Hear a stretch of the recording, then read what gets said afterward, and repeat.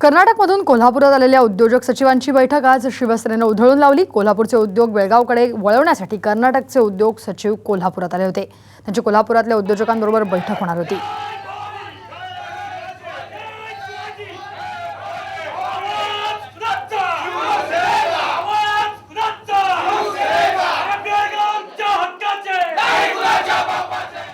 दीपावली म्हणजे दिव्यांचा सण। आपण याच्या जोडीला लहान मोठे अबालवृद्ध मोठ्या हौशीनं फटाके फोडतात। यंदा मार्केटमध्ये पारंपरिक फटाक्यांची जागा काही इको फ्रेंडली फटाक्यांनी घेतली, त्यामुळे प्रदूषणही होणार नाही आणि दिवाळीचा आनंद अधिक द्विगुणित होईल।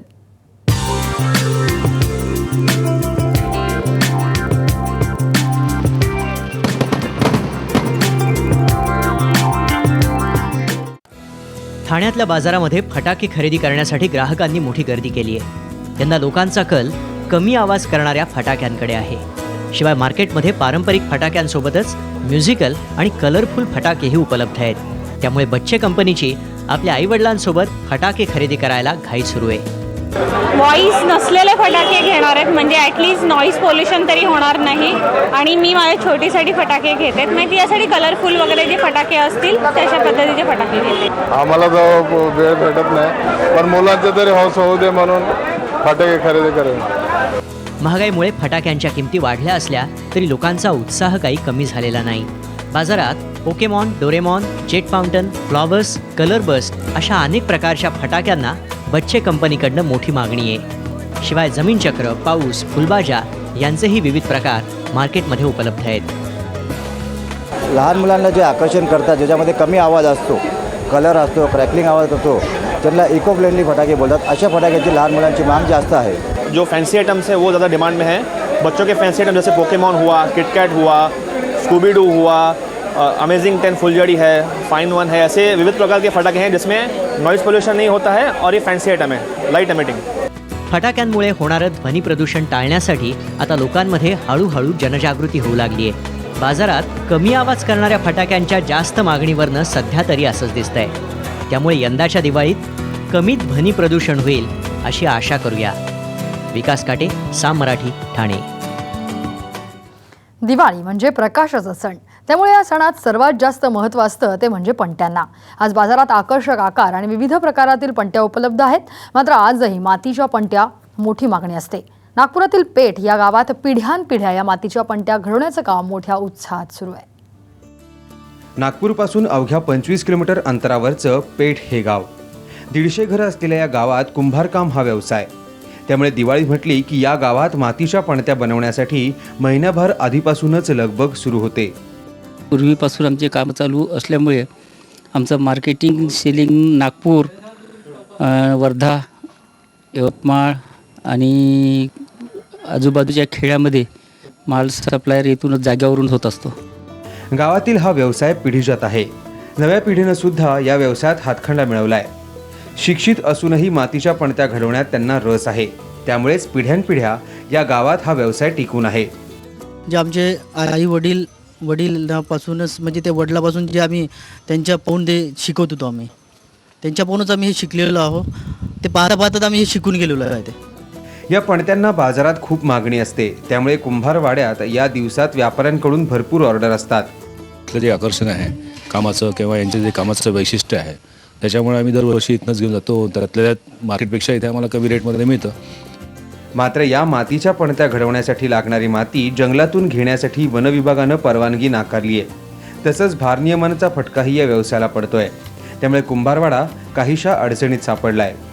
जे माती वापरत होतो तिथे म्हणजे काय झालं का, जे समजा जुडपी जंगल म्हणून सने आणि त्यावेळेला एक सरकारी जागेचा वापर होता का जुडपी जंगलातलं तुम्ही नेऊ शकता असा आम्हा लोकांना अधिकार दिला होता।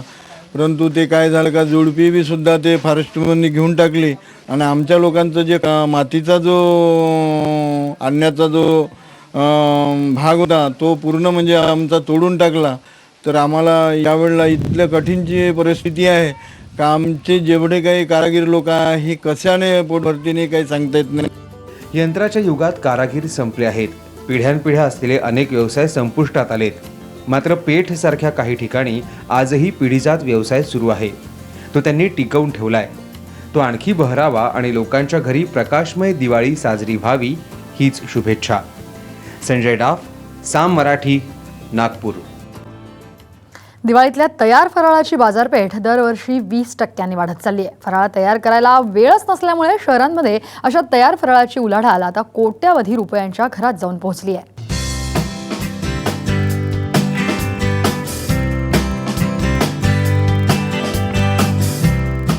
दिवाळी म्हटलं की फराळ हा आलाच, पण तो घरी तयार करायला आता वेळच नाही अशी शहरातली स्थिती आहे. नवरा बायको दोघंही नोकरी करतात, त्यामुळे फराळ तयार कधी करणार असा दोघांचाही प्रश्न आहे. साहजिकच तयार फराळाची बाजारपेठ विस्तारत चालली आहे. पण आता न्यूक्लिअर फॅमिलीमुळे हजबंड वाईफच घरामध्ये असतात. हजबंड वर्किंग, वाईफ वर्किंग, घरामध्ये वेळच होत नाही फराळ करायला. त्यामुळं साहजिकच आता रेडीमेड फराळालाच मागणी जास्त होते. मोतीचूर लाडू, चकल्या, करंजा आणि अनारसे याची मागणी ही अधिक आहे, कारण ते करायला जरा अधिक वेळ लागतो असं मला वाटतं. फराळातले अनेक पदार्थ चविष्ट असले तरी कौशल्याचे असतात, त्यामुळे फराळ तयार करण्यासाठी त्याला आधीपासून वेळ द्यावा लागतो. हाऊस म्हणून एखादा पदार्थ जरी तयार करावासा वाटला तरी वेळच नसल्यामुळे आता अशा तयार पदार्थांसाठी अनेक उत्पादक सज्ज आहेत. चिवडा मसाल्यांपासून ते अनारशाच्या पिठापर्यंत सगळ्याच गोष्टी सहजपणे बाजारात मिळू शकतात. खाज्याचा कांदवला ही आमच्याकडे खासियत आहे CKP लोकांची. तर खाज्याचा कांदवला किंवा चिरोटे अशा पद्धतीचे पदार्थ फक्त आम्ही घरी करतो आणि इतर पदार्थ म्हणजे चकली, चिवडा वगैरे गोष्टी आम्ही जनरली बाहेरूनच आणणं प्रिफर करतो. ट्रॅडिशनली ज्या पद्धतीने अनारसा पीठ तयार करत असत ते आजही आम्ही तसंच देतो.